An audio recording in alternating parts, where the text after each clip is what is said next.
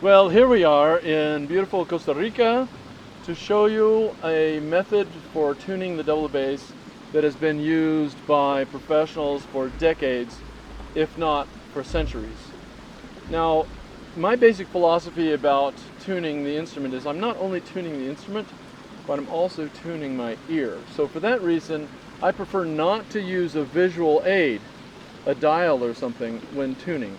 Well, we can use that to check our work afterwards, but what I'm going to be using is my two tuners that I have on each side of my head for tuning, mostly, right? So what we do is we listen to an A. Now, I am going to be playing an A 440, and what that means is there's 440 hertz, or vibrations per second. Some places tuned to 441, 442, 444. Baroque musicians tuned to A equals 415. Other than 415, which is quite different, that's almost a half a step. Those subtle differences are not really at issue here. As string players, we should be able to tune from 440 to 444 without any problem at all. It's a much bigger issue for wind instruments. For string instruments, it's not so critical. So the reason I am bringing this up is I'm referring to what octave we should hear the A in. So it's the 440 hertz octave. That octave right there, that's the octave that an oboe gives in a professional orchestra to tune the orchestra. It's also the A on the piano that's above middle C that I would suggest that we tune to. So we tune entirely with harmonics. So very quickly we're going to be, the bass is quite out of tune for the demonstration right now. So we're going to stay entirely in this position. I call this position the C position. And the reason I call it the C position is because that's the note that the first finger plays on the G string. If we were to press the string all the way down, C. By the way, that's what I like to refer to all the positions as. This is D position, this is A position. A much easier way to understand the positions rather than giving them these, well, somewhat arbitrary numbers. Okay, that aside, we're going to be tuning entirely in what I call the C position. And the C position is easy to find on the double bass, and that is if you put this edge of your hand right here and then get up into position, you're probably in C position. This is one of our most important positions, so we should be very good at finding that position. All right, so let's hear the A again. And we bass players are a little bit different. We don't tune the A string first, we actually tune the D string first. So what I'm going to do is I'm going to play an A harmonic with the fourth finger on the D string, and obviously that's very flat. It's where A is located, by the way, approximately, on the D string, so that's very flat. I'm going to bring it up. Still a tiny bit flat. That's a tiny bit sharp.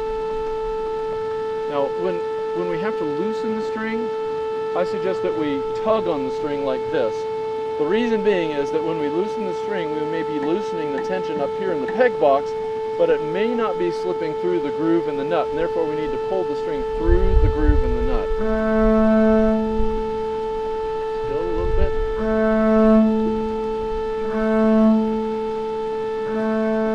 There we go.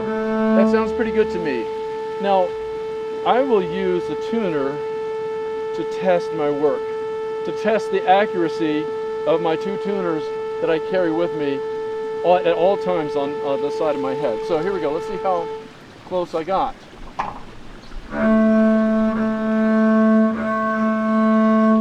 Okay, I was 0.4 hertz, a little bit too flat on that.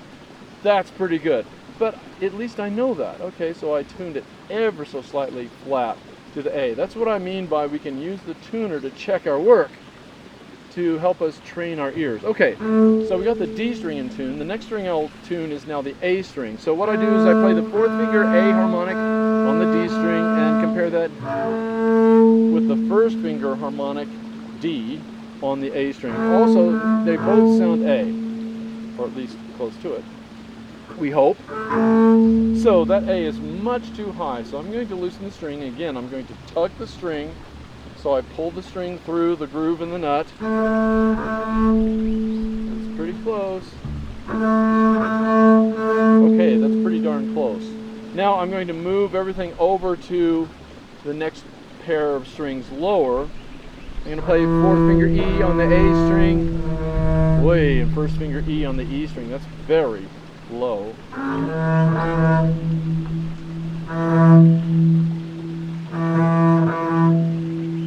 Notice I'm slurring back and forth. I like to do it that way because we hear the two pitches right up against each other. They touch each other, and that way any slight change of pitch is a little bit easier to hear. I don't want to have silence between the notes. I forget what the pitch is in that amount of silence, right? Okay, by the way, let's talk about the order in which the pegs are arranged typically on a bass. Typically on a double bass, they're arranged what I call an upside down U. From high string to low string, it's G, D, A, E, an upside down U. However, some players, especially those that have extensions, will G, D, A, E. We have to do that because of the extension. So, under ordinary circumstances, it's G, D, A, E. But if you have an extension, it's G, D, A, E. I'm tuned that way as if I have an extension because sometimes I do have an extension. So I want to keep it consistent. Ooh, that E string is a little bit high. Bring it down. All right, now we have the G string left to tune. In this case, I'm going to play the low string, in other words, the D string first. The reason being, that's the string that's in tune. I want to know what pitch I'm aiming for before I play the G string. So, play the D string first. Just a tiny bit sharp. I'll go flat now. That sounds pretty good. All right, so we don't want to play the G string first and then the D string. We don't want to hear the out of tune pitch first. It just confuses us. Now, maybe you heard that G string and the D string weren't perfectly in tune. Sometimes it's a little bit difficult to hear the unisons, which direction the string that you're tuning is. Is it flat? Is it sharp? And by the way, if you play them together, that gives us almost no information. When we play the strings, the unison together, we can hear, okay, that's out of tune, but we don't know what direction it is. So at this point, to really fine-tune the strings, I like to play, I bar the first finger across the harmonic on the C fret. See, there's a little bit of a wow, wow, wow, wow in there. And I want to tune it so that I get rid of that wow, wow, wow, wow. It's not there anymore. That sounds pretty well in tune. So now I'm going to fine tune. Ooh, that sounds pretty good. That also sounds pretty good. So now we're in tune. A word about alternative tunings. If you are solo tuned, I would suggest that you start with the first finger C harmonic on the top string, the A string if you're solo tuned, and that will sound the A440. And that way you work your way all the way down from the top string. With orchestral tuning, we start with the D string. I like to work my way down to the E string and then tune the G string last. The G string is arguably the most important string to have really well in tune. And if you have to change the other strings appreciably, you can affect the strings that you've already tuned. So I want to save the best for last, the G string. Now, one other situation to consider is if you do have an extension on your bass, you need to tune the E with the E gate closed, and I would recommend all the rest of the gates open, because we have to, if you tune with the extension all the way open, that E harmonic will be there, but it will be naturally flatter if you have it open all the way to the C. So if you tune these to make them in tune, when that E is supposed to be naturally flatter, you'll end up having your fourth string too high. So with an extension, keep the E gate closed and keep the rest of them open so that the string can move as freely as possible through the extension. All right, let's just review this one last time. I'm going to make the bass slightly out of tune to show you the whole routine, hopefully quickly. And that's one of the advantages of this technique of tuning, is that hopefully you can get to where you can do it quickly. In a professional situation, in an orchestra, we need to be able to tune quickly.